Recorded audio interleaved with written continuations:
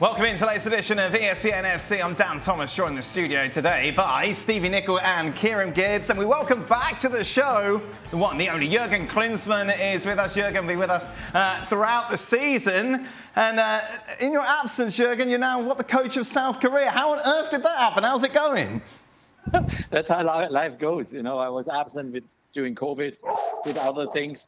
And then obviously going to the World Cup, watching a lot of games in Qatar and being in touch with a lot of people there, and things came out from there. And a couple of months later, I'm suddenly coach of South Korea, which is a wonderful challenge. I've been very, very busy the last couple of months, obviously traveling a lot and getting to know the people, the federation, obviously the players. And it's a huge opportunity. And therefore, I was missing you guys on ESPN FC for a little while. Oh, yes. Of course you were. Of course you were. Welcome. Well, why do these things happen to you, Stevie? What did you... I know, yeah.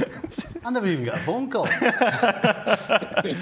let's kick off with the captain of your former team, Jurgen. Of course, a lot of speculation about Harry Kane's future. Now, remember yesterday's show was all about the deadline, wasn't it? Bayern had set this deadline, but the midnight came and went, and you know what happened? Nothing, nada, zero, zip.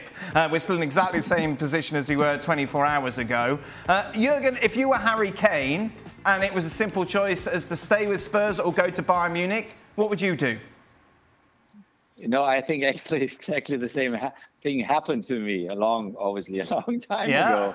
I had to make that choice, you know, because Franz Beckenbauer called me when I was sitting in my home in Hampstead in London, and we had that talk. And obviously I left then Spurs, but Spurs also was not there where they are today. You know, it's a massive club now with a beautiful stadium and always packed. And I know obviously well enough Harry Kane's background, history, and what he's done for the club is unbelievable. It's incredible. But obviously life is about, especially football life, is about winning games and winning trophies. And this is the moment now where he has to make up his mind. And if it's his decision, probably, you know, the deal might be done already. But it's also the club's decision, and that's where things stand now. Spurs, understandably, you know, want a lot of money for him.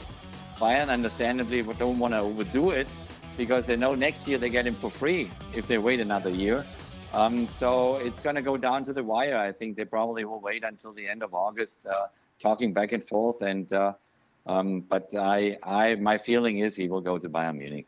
If he does go, Jurgen, is there any concern that he would struggle to adapt? No concerns at all. I mean, the system at Bayern is that suits him. You know, if you look at Lewandowski before, it's not so different for him, you know, compared to Spurs. Actually, he gets fed well. He gets fed at Spurs from the left side from Sonny and from the right from Kulusevski or, you know, whoever is behind him. Obviously, Bayern Munich is massive in terms of expectations. You know, you got to win at least 2 trophies a year. Otherwise, it's a disappointment. But I think for him, it would be a fantastic opportunity. He's now almost 30 years old. The question is more, you know, what does Spurs want? Do they want the money now? Do they hold on to him for another season and then lose him for nothing? And the whole thing is not easy, not for Spurs, not for Bayern Munich, not for Harry Kane, especially not as Stevie said yesterday. It's a nightmare for a manager, this whole story, because, you know, you plan on your players. You want to go into preseason. You want to build a team. You want to build team spirit. You know, want to get all the players on the same page. But then you're always surrounded by rumors about your players leaving. Or maybe you have to bring in new players as well until the 31st of August. So I think that the biggest topic to discuss is actually, you know, can we regulate the transfer window in a new way? That when teams go into preseason, that actually the transfer window closes by the 31st of July instead of the 31st of August. And that makes life a lot easier for everybody. Then this whole thing would be solved. It would be at Bayern Munich today, or maybe not. But now they might drag it out because we all know Daniel Levy. Daniel Levy is a very, very smart businessman, and he will try to get the most out of that situation. There's no doubt about it. Jurgen, there's some suggestions that maybe he wants to stay in the Premier League to break Alan Shearer's goal-scoring record. As a striker yourself, can you empathise with that? I would leave Alan Shearer that record. I mean, leave him that record. I mean, you live by records with your team. You want to win trophies, and with obviously Bayern Munich. I'm not saying you should go to Bayern Munich, but by going to Bayern Munich, you have the opportunity to win the Bundesliga right away and to play for the Champions League title right away. I mean, we all know Harry. I mean, he's so loyal to Spurs. What he's done is unbelievable over the last 10 years there. But at a certain time, I mean, you got to, and that was my decision years ago when I left Spurs. I left Spurs only because I wanted to win titles, which I did with Bayern Munich then. So he's, funny enough, now in a similar situation. Obviously, the numbers in the transfer fees were very, very different at that time.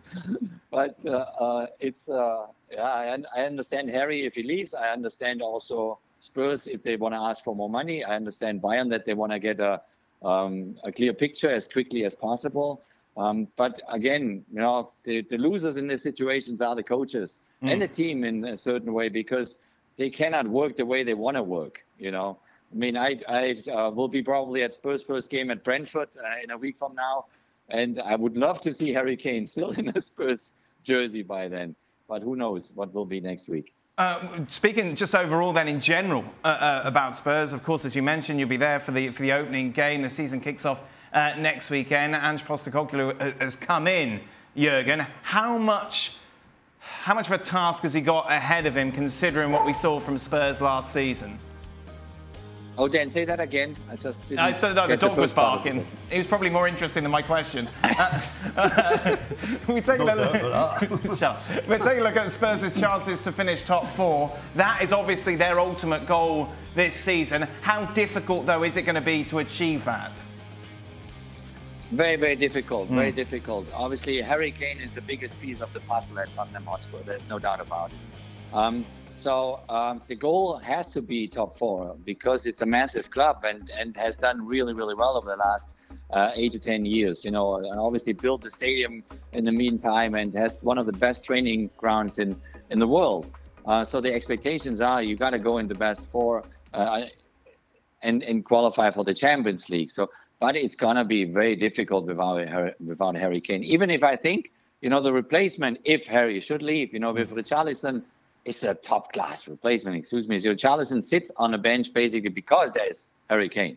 And because they mostly played in a 4-2-3-1 system where there was no space for a second striker up front.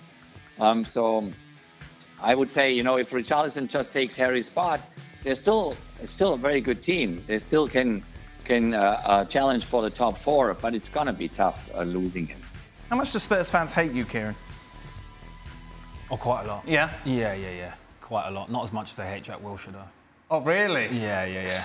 I don't know if you remember the FA Cup parade in 2014 when he was chanting a few funny songs to all the fans. So he gets a lot more stick than me.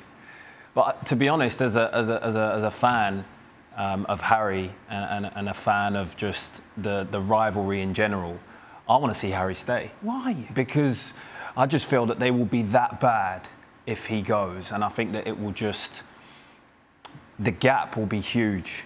The gap will really be big, and it's already getting big. That's but I just really feel that, patronising.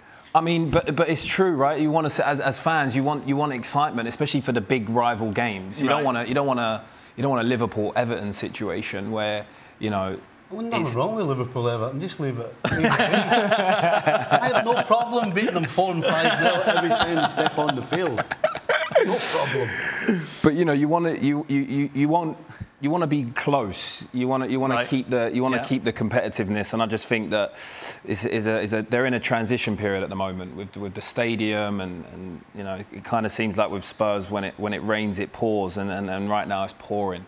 And so you don't want the imbalance to grow too much. So I would like to see him stay. We've talked about it so much, Stevie. Yeah. Would you like to add anything? He needs to go. Right. Just go. Do what you can. Yeah. Listen, if he really wants to go, I'd have to think that behind the scenes he's doing all he can to go. Because if he thinks just sitting, keeping quiet is going to help, it's not with a guy like Daniel Levy. So just go. Please. It's incredible to think that this might not happen, though, Jurgen, considering the amount of time that Bayern have invested. And they've pretty much put all their eggs, haven't they, in this Harry Kane basket. We saw last season that desperate need for a striker. If this deal doesn't happen, then Bayern could be facing the same problem again this season. Well, but Bayern obviously strategically, they always, first of all, they have a plan B. If it doesn't work out, then maybe it works out in January in the transfer window, and the transfer fee is half of the price of today.